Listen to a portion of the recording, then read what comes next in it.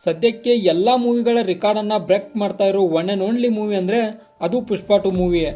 ಈ ಪುಷ್ಪ to movie ಎಲ್ಲ ಮೂವಿಗಳ ರೆಕಾರ್ಡನ್ನು ಒಂದೊಂದಾಗಿ ಬ್ರೇಕ್ ಮಾಡ್ತಾ ಮುಂದೆ ಸಾಗ್ತಾ ಇದೆ. ಅಂದರೆ ಬಾಹುಬಲಿ ರೆಕಾರ್ಡ್ಗಳನ್ನ ಕೂಡ ಇದು ಬ್ರೇಕ್ ಮಾಡಿ ಮುಂದೆ ಸಾಗಿದೆ. ಇದರ ಸಂಪಾದನೆ ಕೇಳಿದರೆ ಒಂದು ಕ್ಷಣ ಮೈಂಡ್ ಬ್ಲಾಕ್ ಆಗುತ್ತೆ. ಇದರ ಡೇ 1 ಸಂಪಾದನೆ ಅಂದರೆ ಅದು 294 ಕೋಟಿ. ಆ ನಂತರ ಡೇ 2ಗೆ ಇದು 449 ಕೋಟಿಗೆ ಬಂತು. ಆ ನಂತರ ಡೇ 3ಗೆ 621 ಕೋಟಿ. ಆ ನಂತರ ಡೇ 4ಗೆ 829 ಕೋಟಿ. ಆ ನಂತರ ಡೇ 5ಗೆ 922 ಕೋಟಿ. ಆ ನಂತರ ಡೇ 6ಗೆ ಸುಮಾರು 1000 ಕೋಟಿ.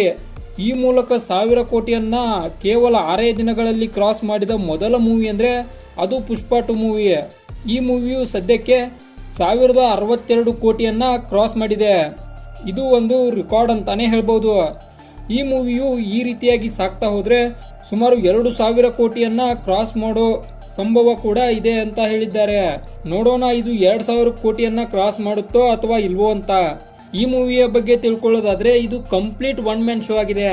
ಅಂದ್ರೆ ಈ ಮೂವಿಯಲ್ಲಿ ಅಲ್ಲು ಅರ್ಜುನ್ ಅವ್ರನ್ನ ಬಿಟ್ರೆ ಅಂತ ಫೋಕಸ್ ಮಾಡೋ ಕ್ಯಾರೆಕ್ಟರ್ ಯಾವೂ ಇಲ್ಲ. ಅಂದ್ರೆ ಅಲ್ಲು ಅರ್ಜುನ್ ಮೇಲೆ ಇದು ಕಂಪ್ಲೀಟ್ ಮೂವಿ ಡಿಪೆಂಡ್ ಆಗಿದೆ.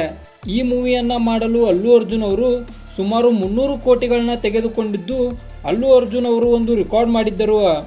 ಅದೇ ರೀತಿ ಇವರು ತೆಗೆದುಕೊಂಡ ಅಮೌಂಟ್ಗೂ ಮತ್ತು ಇವರ ಪಾತ್ರಕ್ಕೂ ಸರಿ ಹೊಂದುತ್ತದೆ. ಅಂದರೆ ಇವರು ಮೂವಿಯಲ್ಲಿ ಯಾವುದೇ ರೀತಿಯ ಮಿಸ್ಟೇಕ್ಗಳನ್ನು ಮಾಡಿಲ್ಲ.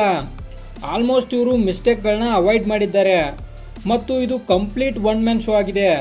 ಆನಂತರ ಈ ಮೂವಿಯ ಬಗ್ಗೆ ಒಂದಷ್ಟು ಮಾಹಿತಿಗಳನ್ನ ತಿಳ್ಕೊಳ್ಳೋದಾದರೆ ಈ ಮೂವಿಯಲ್ಲಿ ಒಂದಷ್ಟು ಕೋಆರ್ಡಿನೇಷನ್ ಮಿಸ್ಸಿಂಗ್ಗಳು ಕೂಡ ಕಾಣಸಿಗುತ್ತವೆ ಮತ್ತು ರೈಟಿಂಗ್ ಮಿಸ್ಟೇಕ್ ಕೂಡ ಒಂದೊಂದು ಕಡೆ ಆಗಿದೆ ಮತ್ತು ಸಾಂಗ್ಗಳು ಯಾವುದೋ ಸಿಚುವೇಶನ್ಗೆ ಯಾವುದೋ ಸಾಂಗ್ಗಳನ್ನು ಸೆಲೆಕ್ಟ್ ಮಾಡಲಾಗಿದೆ.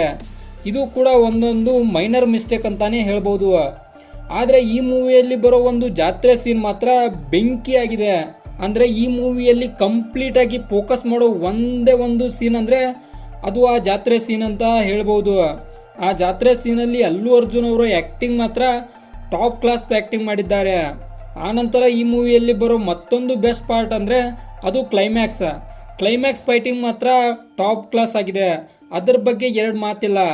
ಈ ಮೂವಿಯಲ್ಲಿ ಬರೋ ಟಾಪ್ ಕ್ಲಾಸ್ ಸೀನ್ಗಳು ಅವೆರಡೇ, ಒಂದು ಜಾತ್ರೆ ಸೀನು ಮತ್ತು ಅದನ್ನು ಬಿಟ್ಟರೆ ಕ್ಲೈಮ್ಯಾಕ್ಸ್ ಫೈಟಿಂಗು. ಈ ಎರಡನ್ನ ಬಿಟ್ಟರೆ ಈ ಮೂವಿ ಅಷ್ಟೊಂದು ಫೋಕಸ್ ಆಗಿ ಇಲ್ಲ. ಆದರೆ ಇದೇ ಮೂವಿಗೆ ಈ ಪರಿ ಕಲೆಕ್ಷನ್ ಆಗ್ತಾ ಇರೋದು ಒಂದು ಕ್ಷಣ ದಂಗಾಗುವಂತೆ ಮಾಡಿದೆ. ಈ ಥರ ಕಲೆಕ್ಷನ್ಗೆ ಅಲ್ಲು ಅರ್ಜುನ್ ಅವ್ರ ಫ್ಯಾನ್ಸ್ ಕಾರಣನ ಅಥವಾ ಆ ಪುಷ್ಪ ಅನ್ನೋ ಕ್ರೇಜ್ ಕಾರಣನ ಅಂತ ಅರ್ಥ ಆಗ್ತಾ ಇಲ್ಲ.